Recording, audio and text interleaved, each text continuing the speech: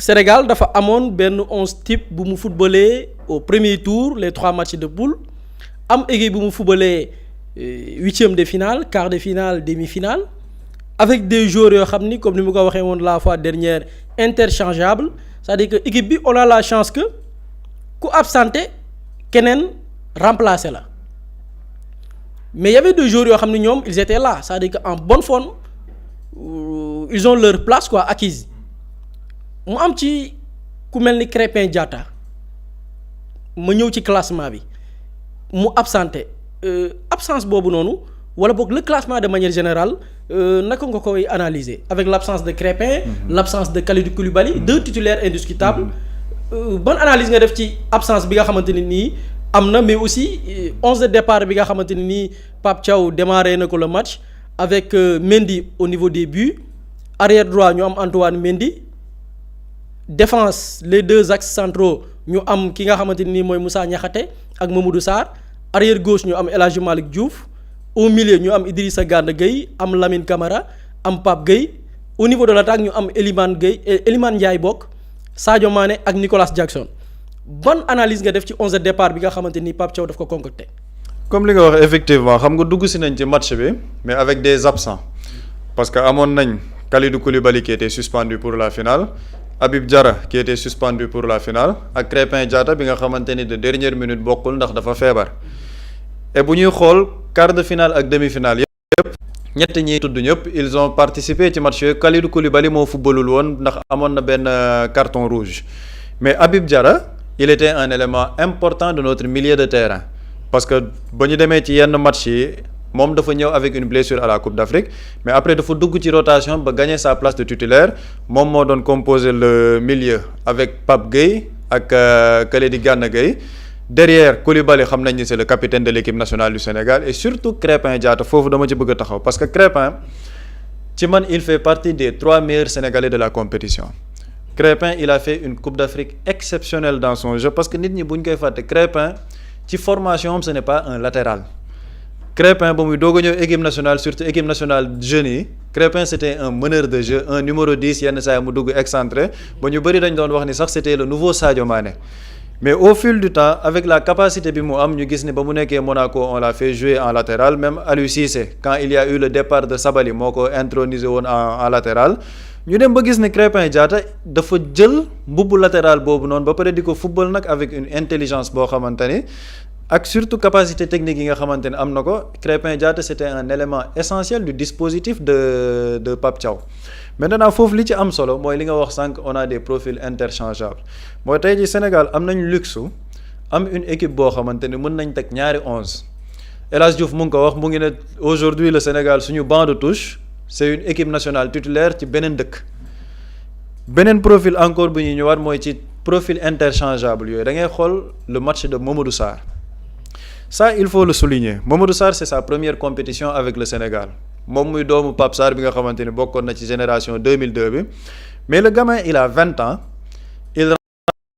rentre contre l'Égypte pour remplacer le capitaine Kalidou Koulibaly dans un match très tendu il fait une rencontre exceptionnelle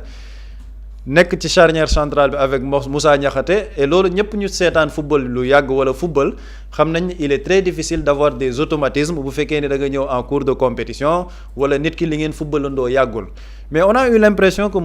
Mamadou Sarr il a joué avec 4 coupes d'Afrique derrière son dos il a une expérience exceptionnelle te le gamin il n'a que 20 ans mu def une demi-finale exceptionnelle ñu ñëw tamit ci finale bi ñu reconduire ko confiance bi et gis nañ tamit confiance boobu ko Pape Thiaw jox lan la ko fayee sénégalais parce qu'il a aussi fait un match exceptionnel par rapport aux 11 aussi ñu jël ci El Hadj Malick Diouf mooy li ñuy waxaat sànq profil interchangeable yi début compétition bi El Hadj Malick Diouf joué na après Ismaël Jacobs moom moo nekkoon titulaire après El Hadj Malick Diouf ñëwaat regagner sa place de titulaire ñu gis ni donc foofu le couloir gauche képp koo fa mënti teg dafay dox après nag apport bi nga xamante ne El Hadj Malick Diouf mu ngi koy indi mooy son apport offensif ndax ñu bëri li ñu doon tiit dañ doon wax ni une compétition comme la Coupe d'Afrique il faut nga am des latéraux défensifs yoo xamante ni seen aspect défensif dañ koy gérer et ñu bëri nag dañ ci yaakaaroon un peu plus Jacobs parce que dañ ne moom moo gën a téeña et que El Hadj Malick Diouf parfois il a des largesses défensives mais dañoo gis ni ci biir compétition bi il a quand même fait face à Mohamed Salah il a fait face à Brahim Diaz ñoom ñëpp daf leen a neutraliser ba pare apport offensif bu muy indi il libère un peu plus les espaces ba pare il donne beaucoup plus de solutions à Sadio Mané bi mu bokkal couloir bi parce que ñëpp xam nañ ne ailiers yi en général ils ont besoin surtout ak football moderne bi ni mu fi mu toll de latéraux yoo xamante ni dañuy proposer offensivement surtout ñun ak système de jeu bi nga xamante ni dañ koy jouer. Après nag au niveau du milieu de terrain ak attaque bi je pense que c'est un schéma classique mais li ci am solo dëgg et man foofu man je veux franchement rendre hommage à un joueur muy Idrissa Gana Gueye parce que Idrissa Gana Gueye c'est le joueur le plus capé de l'histoire de l'équipe nationale actuellement il a 36 ans mais Gana Gueye toute la compétition 7 matchs yëpp daf ko jouer dans sa totalité à 36 ans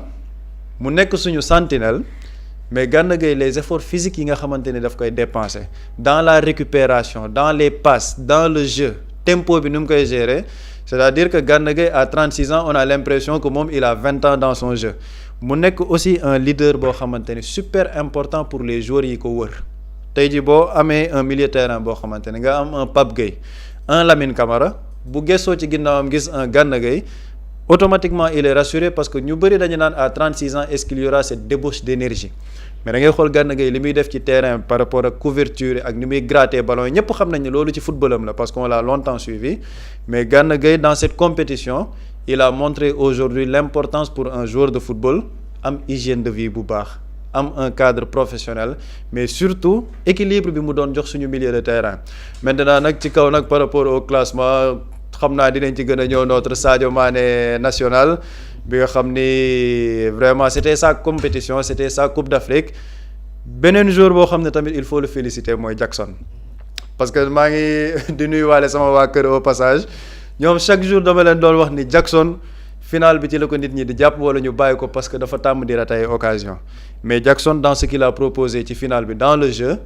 man je pense qu'il a été exceptionnel dans le jeu parce qu'il a facilité beaucoup d'occasions am na ni mu doon décrocher di faciliter le jeu par rapport ak ni ñu doon jouer ci aile yi donc je crois que pour le 11 du Sénégal c'était un 11 boo xam ne ñëpp xamoon nañ ni xëy na ñooñu ñooy démarrer à l'exception de Crépin Diatta mais li ñu may dëgg cette solidité je crois que mooy profil interchangeable yi ñu wax mooy képp koo munti génnee ci 11 de départ bi am na keneen koo xamante ni de la même qualité wala qualité supérieure boo xamante ni moom mooy ñëw et foofu nag c'est aussi une capacité managériale de Pape Thiaw parce que moom wax na ko pendant la compétition mu ne moom il a 28 joueurs titulaires parce que gis nañ ne groupe bi 28 la woo donc kooku dans son état d'esprit joueur bu ci nekk am na partition boo xam ne war nga ko am ci biir Coupe d'Afrique bi parce que ku ci nekk war nañ la mën a soxla et dans sa gestion gis nañ ni loolu moo ci feeñ et donc le 11 ak système bi ñu joué mooy 4-3-3 après dinañ gën a ñëwaat ci changement yi am ci biir mais vraiment c'était un 11 boo xamante ni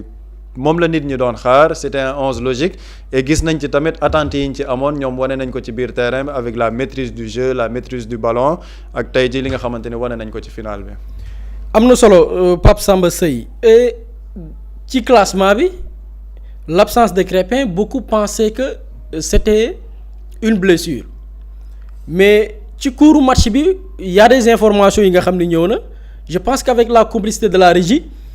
on a vu Crépin bi muy dugg si ci stade bi boo xoolee xar kanam gi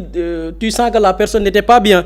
t'as l'impression di gis nit ku feebar vraiment kanam gu xaw a muy nduru ku grippé et tout il était malade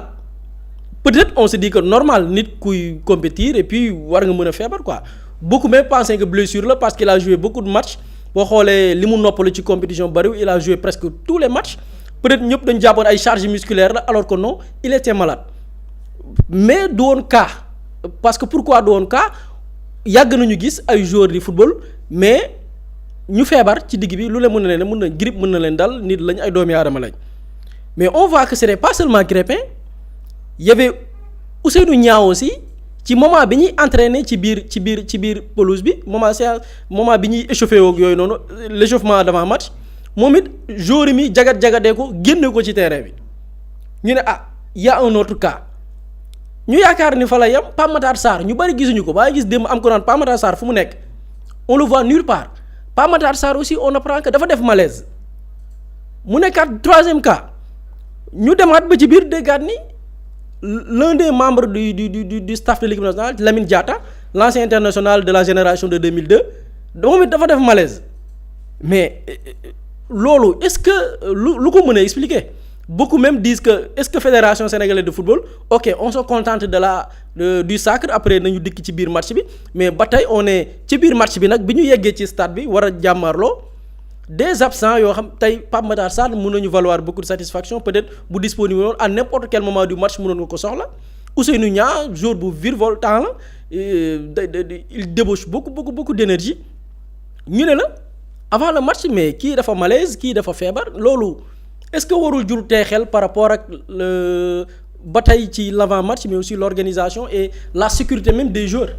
Absolument te li ci gën a tey xel sax mooy après le match maa ngi gis Jacobs ci journaliste yi ba muy tontu ñu ngi ko posé question lu jëm ci loolu moom mu ngi ciy ñëw mu ne il y a énormément de choses qui se sont passées pendant le match mais aussi avant le match te lu bëri dina ci génn. donc foofu nag boo gisee un joueur de l'équipe nationale qui est une voix autorisée pour mën ci wax parce que moom mu ngi ci biir équipe bi dund na li nga xamante ne moom mooy organisation bu ci waxee noonu donc foofu ñun tamit suñu xel da ciy tey dañu naan lii de est-ce que amul leneen lu ci nekk ci ginnaaw te li ci gën a doy waar sax mooy le cas de Pape Matar Sarr parce que ci biir match bi am na benn moment Lamine Camara dañu ne woon est-ce que mën na continuer parce que dafa blessé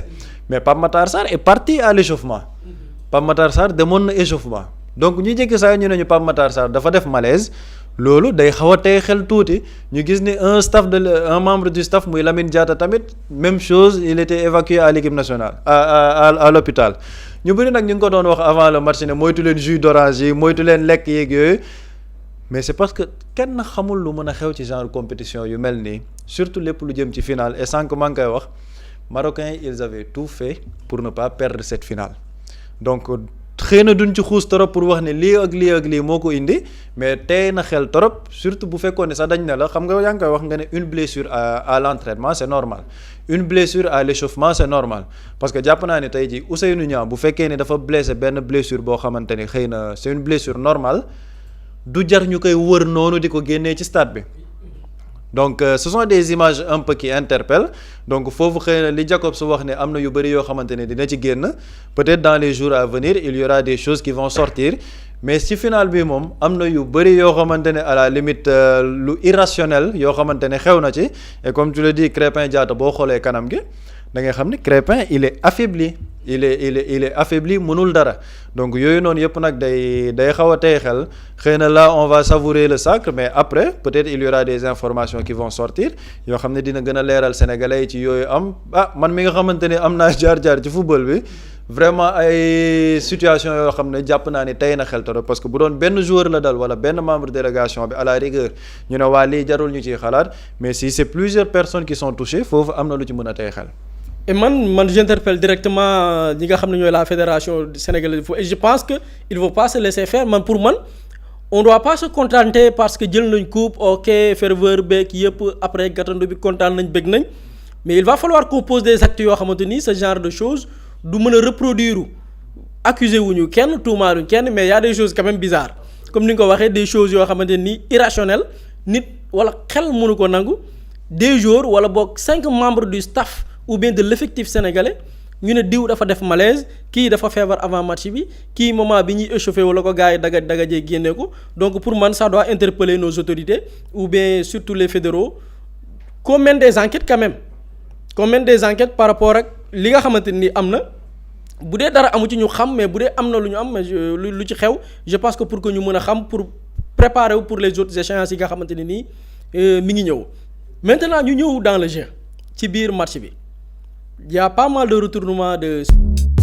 Mously Immo Sénégal moo leen di indil saafara ci jafe-jafe bu ngeen am ci wàllum immobilier yow mi bëgg a jënd kër yow mi bëgg a tabax wala nga jaay sa terrain jokkool ak waa Mously Immo ku am sa kër bëgg ku la ko terrassel wala nga am sa tool bëgg ku la ko lotisel defal la ko ay terrain Mously Immo Sénégal daf leen koy jàppandal gunge leen ci anam gu mucc ayib. ku am sa kër itam te nekkuloo ci biir réew mi bëgg ku la ko toppatool gérer la ko Mously Immo moo ci gën a gaaw gën ci wóor ku bëgg réfectionner tabax wala nga defar plan architecte mën nga jokkoo itam ak waa Mously Immo Sénégal mën ngeen leen a woo ci 77 887 25 13 77 887 25 13 Mously Immo indi saafara ngir jëndum kër tabax jaayum terrain terrasse yi ay tool wala lotissé ko defal leen ko ay terrain loolee lépp Mously Immo moo ci gën a gaaw man ngeen itam abonné ci seen chaîne YouTube Mously Immo Sénégal ngir am yeneeni xabaar yu gën a dëggu wala itam wàllum conseil ci wàllum immobilier fii ci biir réewum Sénégal